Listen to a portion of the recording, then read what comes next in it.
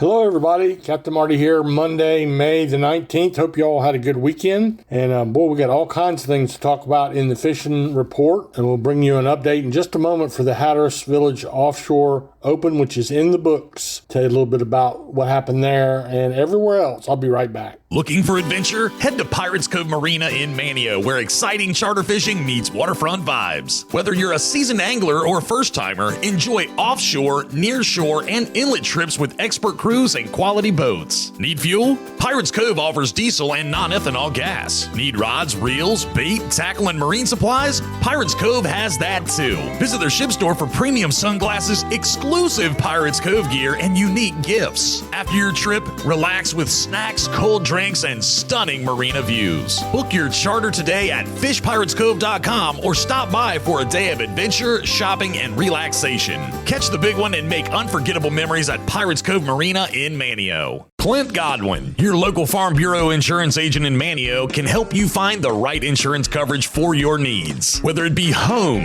car, life, or health insurance, Clint will go to work for you to make sure that you're well taken care of. Trust me, I know from personal experience. Call Clint today at 473-2119 or swing by and pay him a visit at his office in Manteo. He'd love to see you. Clint Godwin, your local Farm Bureau insurance agent that's ready to go to work for you.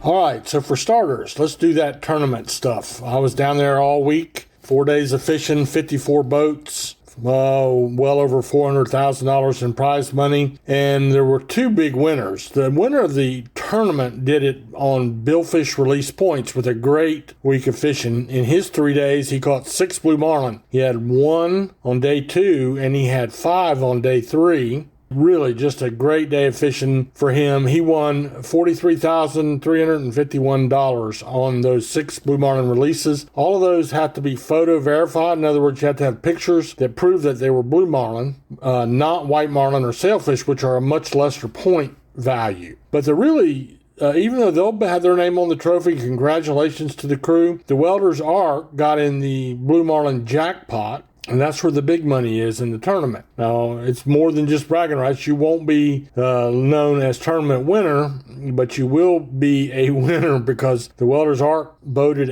the only blue marlin killed out of whatever we had, 50 or 60 blue marlin, but a 584-pound blue marlin worth $186,001.25. We don't want to forget that 25 cents. So good going to the crew on the Welders Ark. They took home the big cash prize. So it was good. We had a lot of blue marlin, almost all blue marlin in the tournament. And then we had some big dolphin, a few big dolphin, a few wahoo. You can see all the results from the tournament by going to Hatteras Village Offshore Open on Facebook. Now, for other things to talk about a little bit, offshore in Hatteras yesterday, a little bit windy. Nobody went offshore that I could find, but the inshore fleet did, and they had good catches of big bluefish and puppy drum. So that was what's going on with them. Now, offshore fishing at Oregon Inlet, which is where we go next. Good dolphin fishing, really, really good dolphin fishing for large bailers. There was also, yesterday was really what I would call the fish, what do you call it, a seafood platter of fishing. Why? Because listen to what they were scrapping, but look what they came up with. 4 of the best eaten fish in the ocean.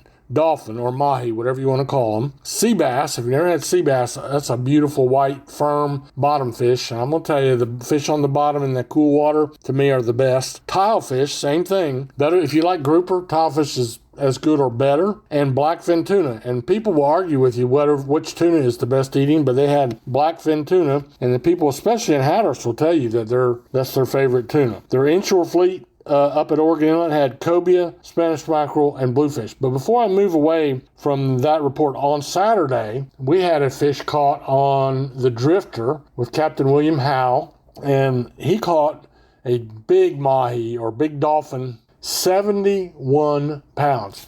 Now, I've said many times on my program that it seems like there's a brick wall at 65 pounds. The biggest one I ever caught in my life was, I think, 62 pounds. And I don't think I've I personally cannot remember one that broke through that 65-pound range. I know that they exist, but I'm just saying I have never seen one on the dock. I don't recall one until Saturday. And that's a stud dolphin, 71 pounds. Just congratulations to the crew on the drifter for that catch. When we get back in, we mentioned there was good cobia fishing, and that included a cobia or two on some piers. I know they caught at least one off the Avalon Pier. Of course, that was on Saturday, and that was Jake Worthington. Jake is the mate on the Pelican with Captain Arch Bracher at Oregon Inlet. So I guess they didn't fish on Saturday, but he went fishing anyway and decked on the pier a cobia on the, I believe it was the Avalon Pier. Jeanette's Pier had bluefish. Bonita, they had a cobia or two. Some nice sheephead caught around the pylons.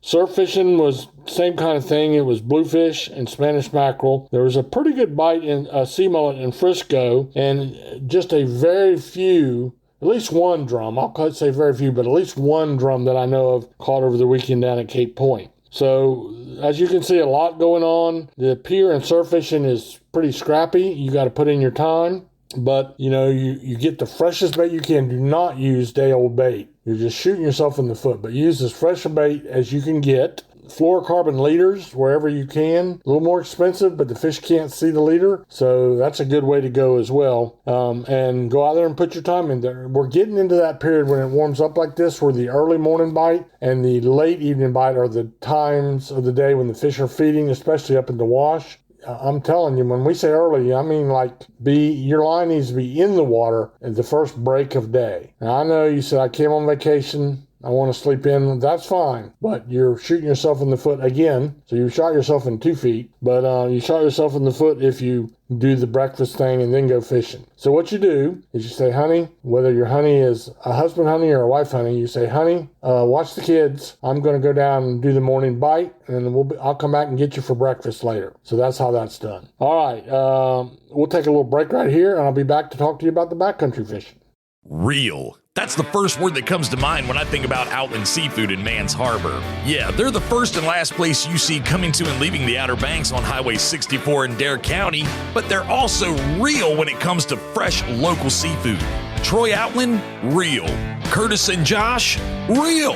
The indoor crab shedders, real. Stop by and see for yourself right next to White Shopping Center and check them out on social media. Outland Seafood in Mans Harbor, real. So in the backcountry, the Pamlico Sound is the only thing I have a report on.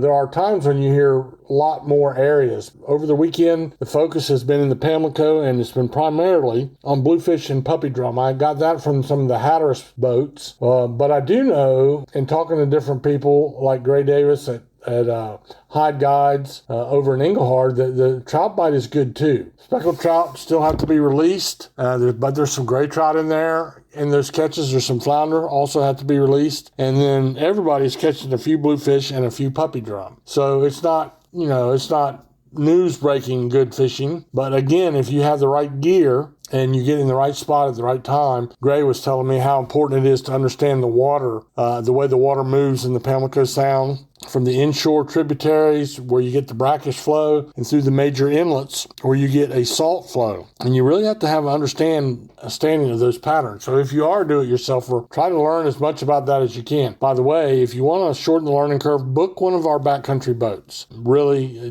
just do a little bit of due diligence and research them a little bit. Talk to the captain directly. I saw a lot of them coming and going out of Teach's Lair this weekend. So if you're down on Teach's Lair, go see Rick Scarborough or anybody you can down that way.